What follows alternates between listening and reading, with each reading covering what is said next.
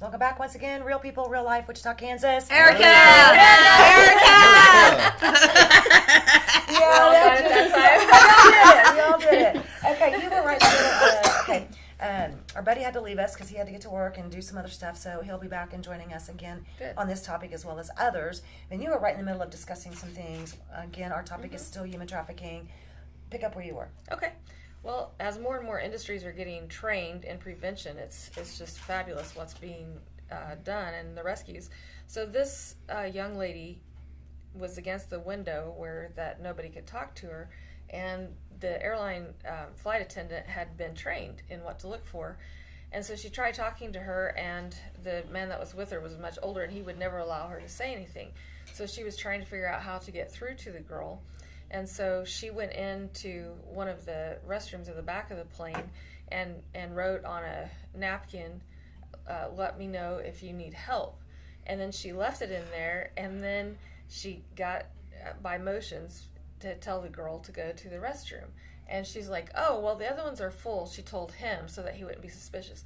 The other ones are full, so I'll take her back to the one that's where we are. Mm-hmm. And what could he say to that? Right. And so she didn't feel like she could really say anything directly to the girl. And when she came out, then she had written on there, I need help. You know, he had kidnapped her. And so they called the authorities. I mean, she told the pilots, and they called the authorities. So when they landed, then everyone had to stay on the plane until they came in and got him. So that was by her having some prevention training, which is why our 3 A's that we focus on are awareness, advocacy, and aftercare. And the awareness is just absolutely incredibly important. I don't know if you want me to talk about this right now, but this is an event that's really going to increase awareness.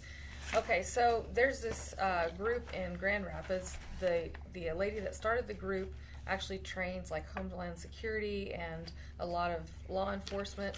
And then she realized that there were a lot of other groups that also wanted to be trained.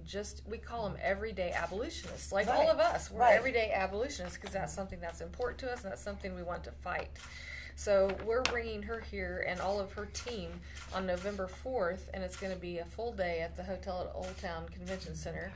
And she said, I start with the presumption that everyone does not know much about human trafficking, so that the first session is Human Trafficking 101, because that way all of us are on the same playing field. Right. That's one of the things that we try to do is to educate people, but everyone has a different level of knowledge and awareness. And so everybody that wants to come, we can have up to 370. That's our max number. Wow. So we want to max it out if we can.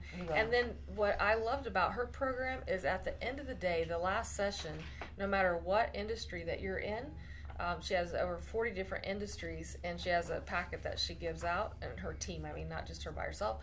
And their group is called WAR International, which stands for Women at Risk International. And so whatever, if you're a daycare provider, if you're a stay-at-home mom, if you're a teacher, if you're whatever you do. Because that's where all the action be going, because they be putting them in the back of the club. Right.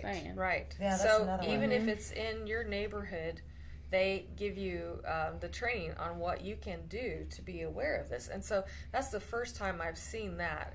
Mm-hmm. And just at that level of training, by the end of the day, if we get 370 people that come out of there in this town, then we are really going to have equipped people that are aware and that are looking for it. One of the tools that we use when we're talking to people, and then we can go on to something else, but this is actually developed by one of the ladies that I know at Via Christi, and these are handouts, and they tell the red flags like we were talking about before, the older boyfriends, that kind of thing, or if they're really, you can have it. Where do you get those? I can get them for you. We just work with, and now Ascension, that owns Via Christi, has actually taken the program and is rolling it out in all of their clinics across the United States. So this is just a good little handy reference.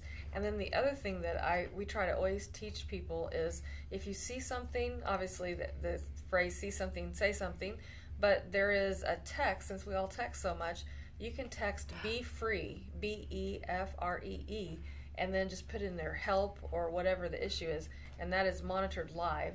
And you'll get either a text right back. So if you see something, or if someone themselves feels like they're in danger and, maybe they can't get to anyone else, they can text that, and that's monitored 24/7 with live agents that can get them help. So it's just Be Free? Be Free. BEFREE.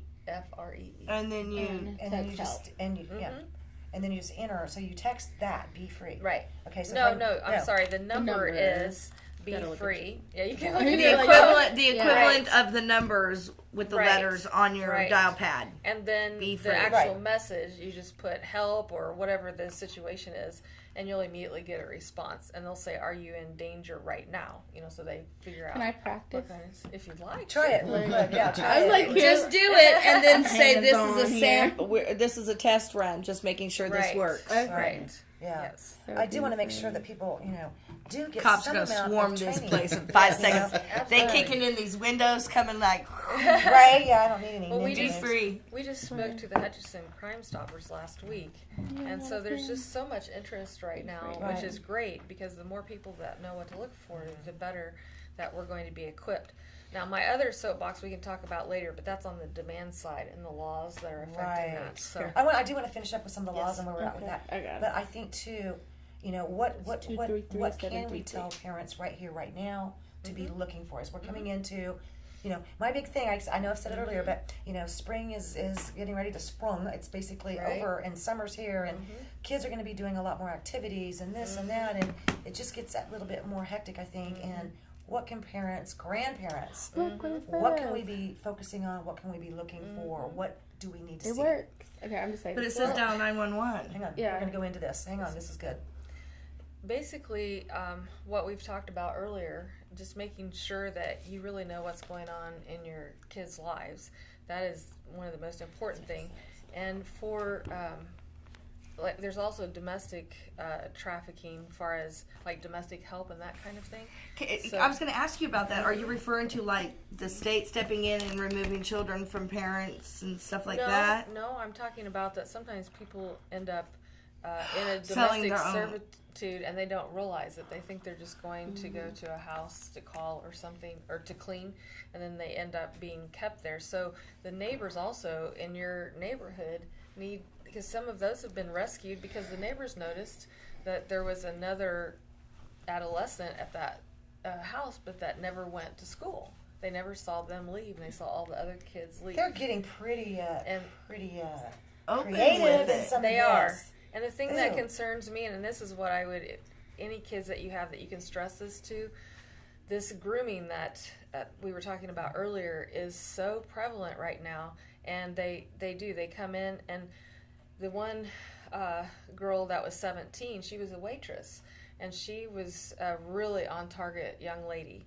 But there was an older gentleman that came in every day and sat at the same place, ordered the same thing. And so she became, she was friendly with everybody as she was waiting on them.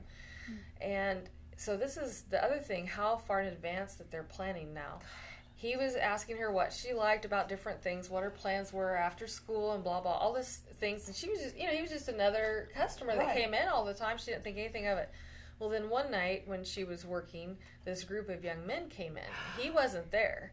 So she didn't put the two and two together for And they quite just a so while. happened to love every single thing and know every. Yes, and they knew that she wanted to go to another city. They knew, and she was just like, "Oh, this is awesome! I can't believe I met somebody that's so In tune." tune. Absolutely. And she was actually stopped, thankfully, by a good friend of hers before she was on her way to moving out and moving in with this gentleman, because then he started a boyfriend relationship with her. But that's why he knew so much about her, was because this other person... They really do stalk them. They really do. That's why that one show... That's extremely concerning. Yes, so that's what you just need to be aware of, all your kids, just like always, your kids' friends, what they're doing, where they are, and if something seems to be coming up, then, the more honesty that you can have with them, just to tell them the risk and make sure that they're okay. And also, don't let them put ads on Craigslist and things like that for babysitting. Right. That seems so innocent, but we've had cases right here Are in you Wichita. kidding? No, right here in True. Wichita, we had two girls that just put an ad on Craigslist for babysitting. They were about 15, and the mothers didn't know it, either one of the girls, and all of a sudden, the one happened to get a call, and her mother was like, "Well, who was that?" And she said, "Oh, this is this potential parent that needs us to maybe take care of his kids. So the mother got very suspicious, and she went ahead and contacted him as if she was the girl and got his information. And when they looked it up, he was on the sex offenders registry. See, and that's wonderful because, you know, if you utilize like Google search and different Right. search engines, you can actually find out information, That's right. you know. That's right. So, I mean, just don't assume that really good looking guy has Right. great intentions. Right. You know, I think that's one thing too. I want these younger girls to understand when they're scoping them out, when they're stalking them. You know, it's not unusual for them to do their homework. For example, Right. you know, Right. what is she into? What is she talking about? What's important to her? How can I get her to immediately and sometimes, you know, believe everything I want her to believe? That's scary. Right. Okay, and then They're brainwashed. They're brainwashing them. So, I mean, I've seen this happen, sadly, that they will use anything, including religion, Right. which irks me to no Yes. end.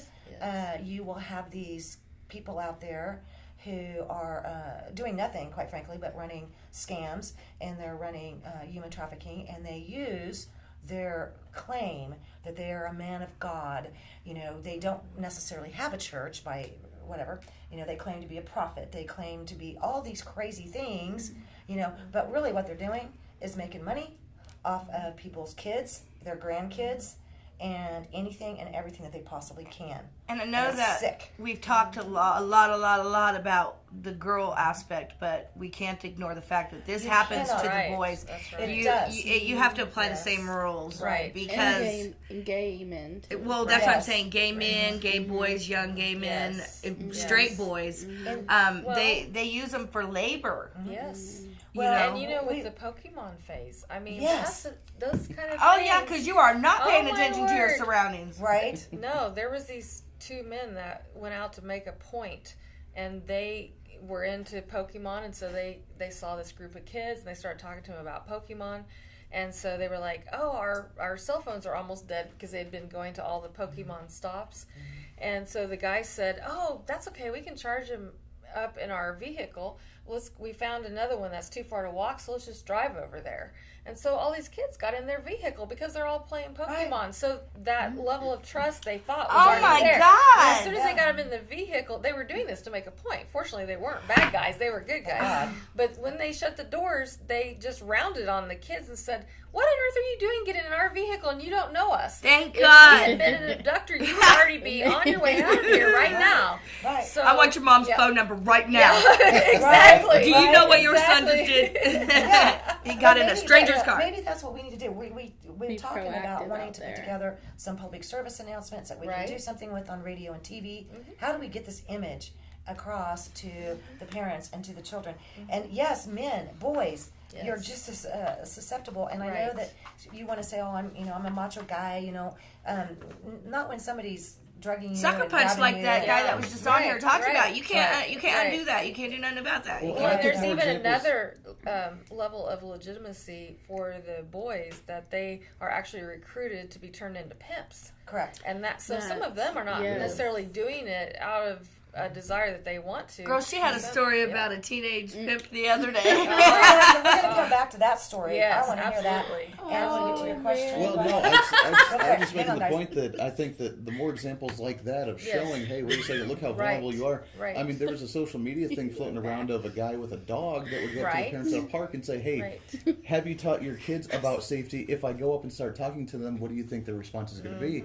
And we go up and start talking to them about the dog, and they start loving the dog. Then he's like, well, hey, come here and help me walk the dog kind of thing. And Or it every had one of the puppies. kids You wanna would just see 'em? stray away with Right, them. Yeah. right. And, you know, Oh. I We should do think videos of even that scare tactic of going out and making that example Right. would really open a lot of people's Yes. eyes, whether it's the parents, whether it's the kids Right. themselves. Real and quick, doing you more guys things keep like talking that. about men being the abductors, but you know they're using women as Women, well all as the time. you know, Absolutely. and they're using this need of help to sucker Right. people into this. Right. Like, I need help, and the next thing that girl's like, "Well, I can help you." Well, then you know, It's come with me. getting Next thing you know, disgusting. you're taken. Right. Because Who I do you see a trust? lot of women. We'll be right in back. other Real people, real life. countries. Wichita, Kansas, Absolutely. America. America. America, Erica.